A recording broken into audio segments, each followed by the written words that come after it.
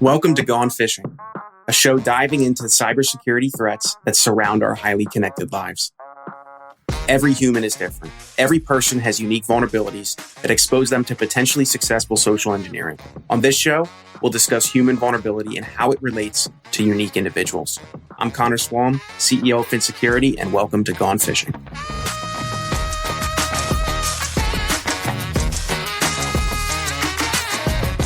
Hey everyone, welcome back to another episode of Gone Fishing. I'm your host, Connor, CEO at Fin, and we're bringing back once again Jeremy Young, the Director of Partnerships. I totally forgot it, and you said it to me 5 seconds ago, but he's in charge of partnerships, people, for Blumira.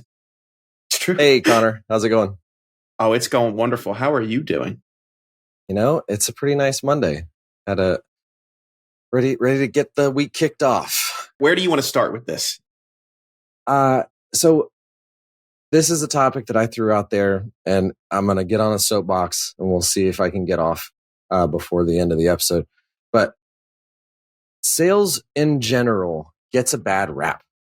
Like whenever you say you're in sales, or people thinking about going to sales, I'm like, because they have one or more experiences with somebody or something that people don't like feel like they're sold to.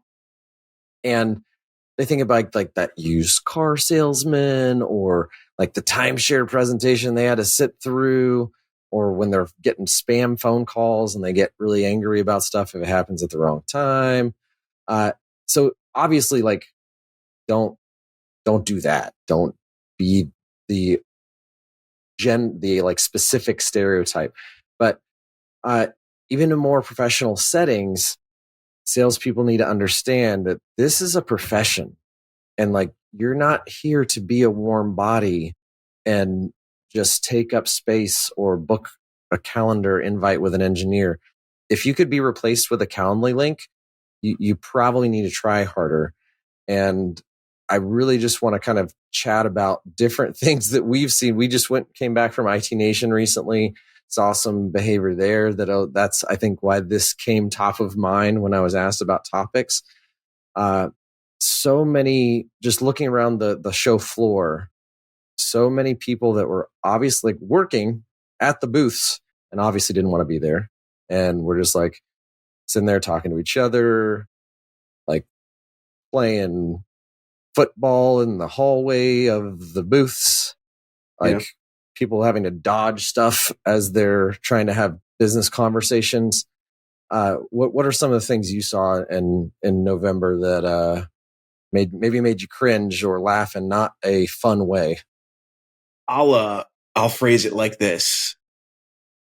For us vendors, me and you, and also for a lot of our we're friends with a ton of the partners that we work with, like legitimate friends, not just, hey, we're friendly. Like I will text them on a consistent basis and we care about each other and each other's lives and what's going on.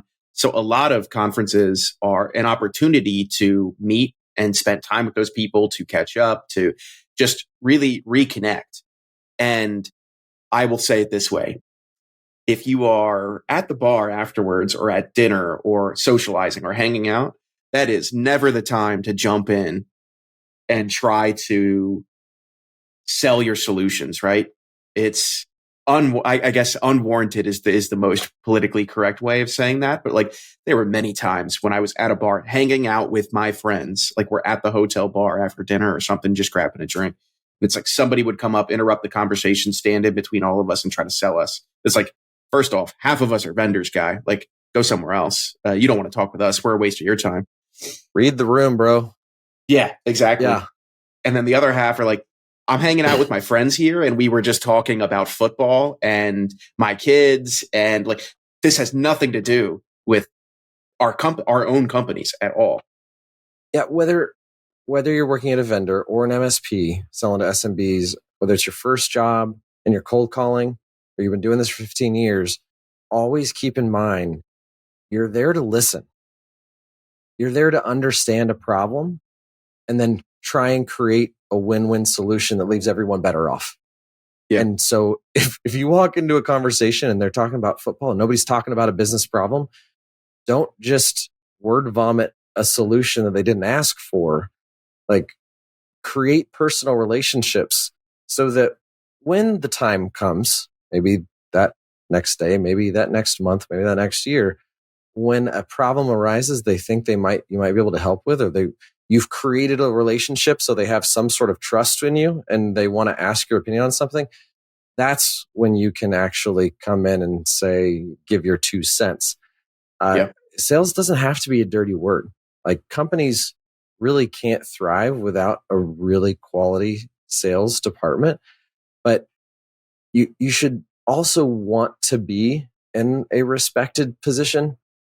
And I did speech and debate when I was younger, and I had this really cool speech coach that we did warm-ups every day. And one of the things he made us memorize, and if you talk to any person who ever went through Tyrone Wilkerson's class, they could recite the same thing: respect, to hold in high regard, to show honor, courtesy, and consideration for.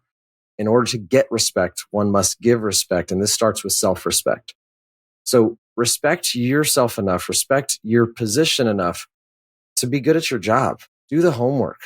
Just be like, so many people kind of fall into sales out of as their kind of first job, and they get their first paycheck and they're like, this is cool. And remember college when you did a bunch of homework and no one was paying you to do it? And then you get into the real world and they start getting a check and you're like, I don't want to work in my time off. Like, you have to research things. You have to watch videos. You have to, the internet is at your disposal. Go learn about who you're selling to, about what their problems are, what they care about. Learn about your own industry.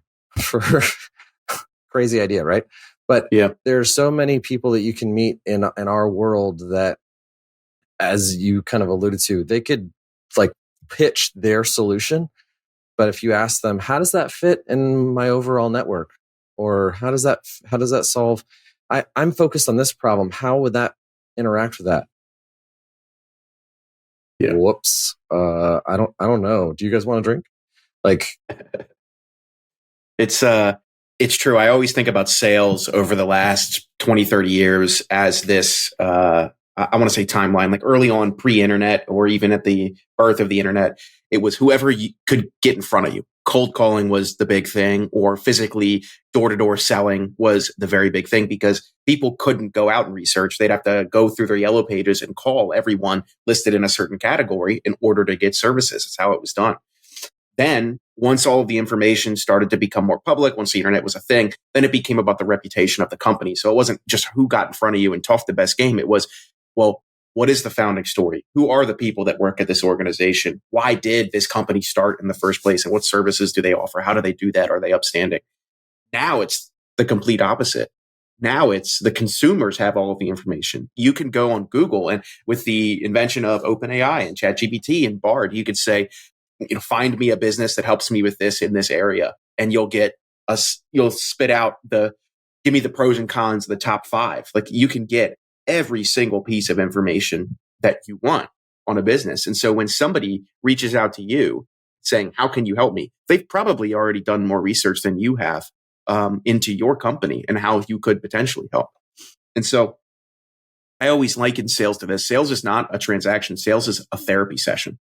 And what I mean by that is it is your job to, like you had already said, listen. It's your job to provide transformation. It's your job to provide expertise. It's your job to be helpful. And it's your job to challenge the client, right? It's not your job to sit there and say, oh yes, everything. Like, you're not in customer service. Correct. It's your job to say, I'm going to push back on that point. You said you want to be more secure, but then when I asked you about this, you said it wasn't important. Well, if security is important, which is it? And it's your job to be the most knowledgeable person. It is your job to help your client transform themselves from where they are today to where they want to be tomorrow. And sometimes that means painting the future for them because they can't get there on their own. That's why they're calling you. Well, and also once you get to a point where you understand what your place is, you understand the industry, you understand who you're talking to, and generally their problems at large, not anybody's individual. That's why you have to listen.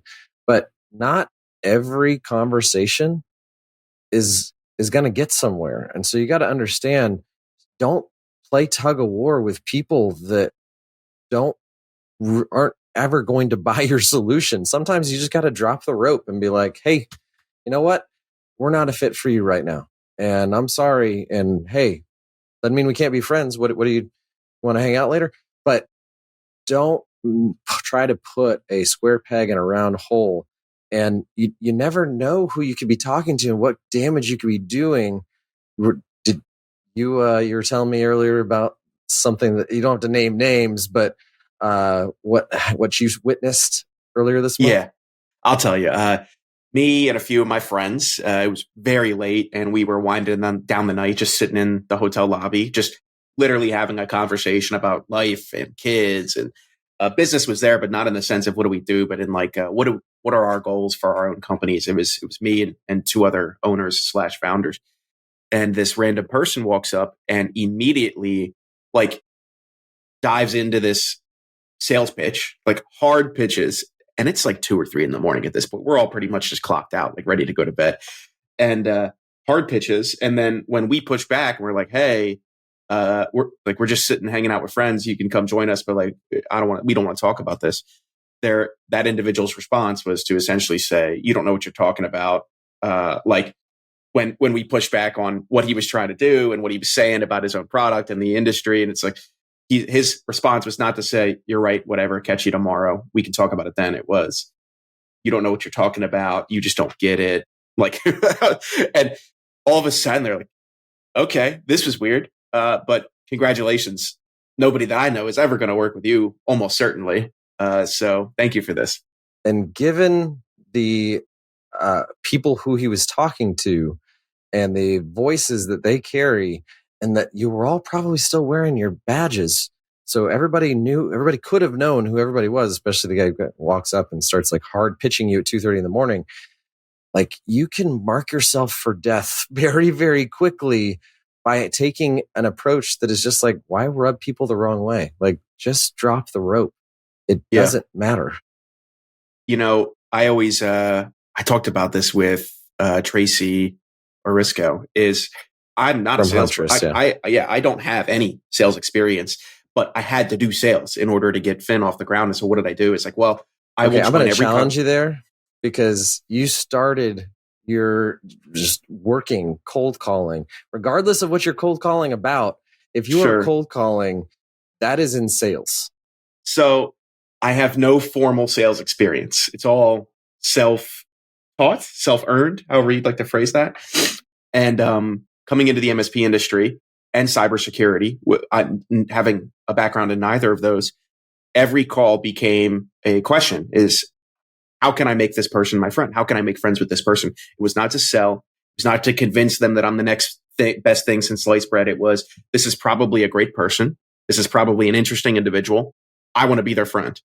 And for the first year, for the first 2 years of building this, that is the only thought process I brought to every conversation. And in that process, you know, sometimes we discuss business. Obviously, they'd be reaching out to me because they wanted something and they thought I could help. But it was always hey, you're an interesting person on the other end of this phone call or this Zoom meet. How can I be your friend? We've only got a little bit of time left, and I'll just kind of wrap this about. We said a lot of what don't do. What you should do, there's a book called The Go Giver. And in our community, there's a group of peer groups called ConnectWise Evolve, and every peer group member there has read this book. I've read this book.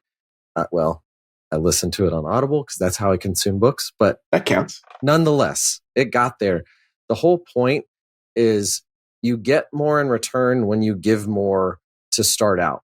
And so if you enter into every relationship, every interaction with another human being of trying to figure out how you can help, how you can serve that person and how you can serve that business, how can I just put more into the world than I can get back, you're going to be more successful. And that's going to take you down paths of learning, and it's going to take you down paths of research, and try to keep that mentality. It's because most of the pitches that you're going to do aren't going to be successful by nature. Like you're not 100% from the field when you are in this profession. But if you can create a lasting impression, you're going to start them on a journey that's going to lead to them coming back to you, whether you're wearing this shirt or whether you're wearing another one tomorrow, because they trust you, they like you, they want to do business with you. And that's ultimately the difference between a salesperson or a sales bro or a sales professional. Be a professional. Put your hat on, try to help people, try to create win-win relationships, regardless of what the outcome is for that particular transaction. And you will help us all create a better, more respected profession of the sales profession. Yeah. I tell every member of my team, people don't remember largely what you say. They remember how you made them feel, though. So if nothing else, make that person feel respected, appreciated, valued, and understood. And if you do those things, regardless of what you ended up talking about, they will always have a positive opinion of you, of the company you work at, of wherever you end up hanging your shingle, because you're not going to work at the same company for the entirety of your life, most likely. And so you need to be able to take that thought and those feelings with you. Second thing, if you're a sales professional or if you're in sales at all, you should always show up with exactly 2 questions. So I always ask 2 questions. Give me your acceptance criteria and let me see the questionnaire centered around cybersecurity, because we're in cyber, that you'd like me to answer. Basically, it's tell me what you want me to do for you, and then tell me what's important in terms of security for this relationship, because it's incredibly important. And, it was very purposeful. If somebody showed up to a meeting that they had booked with me and didn't have acceptance criteria, it was an opportunity for me to put it in front of them. To define it. Here's what you should care about. And of course, it had a lot of things mostly things that we did well. And it was built with what I believe to be the right things. And that's why I'm building my company in a certain way. But it was an opportunity also to be an expert. It's, you don't know what you need? Here's what I think you should need. And it helps you reframe the conversation centered around not sell you what I have, but sell you what you need. That was always what I wanted to get it to. And be honest, smile a lot, and give compliments. Yeah. For folks who wanted to learn a little bit more about you or Blumira, how should they reach out to you? Go to blumira.com/partners. You'll see we have a page for MSPs. We also have an NFR program, which is free for internal use for MSPs. Go to blumira.com/NFR to get started there. You can connect with me on LinkedIn, Jeremy Young. And if you need general information, just email msp@blumira.com. Awesome. For folks listening or watching, we'll have links to all of that in the show notes for you, so you can reach out and connect. Jeremy, thanks so much for joining me today. It was a blast chatting with you. Thanks, Connor. Thanks for the therapy session. Anytime. Thanks, everyone, for listening or watching, and we'll catch you on the next episode. Bye. Thanks so much for tuning in to Gone Fishing. If you want to find out more about high-quality security awareness training campaigns, how to launch them in ways that actually engage employees to change their habits, then check us out, FinSecurity, at finsec.io. That's PHINSEC.io. Or click all of the wonderful links in our show notes. Thanks for fishing with me today, and we'll see you next time.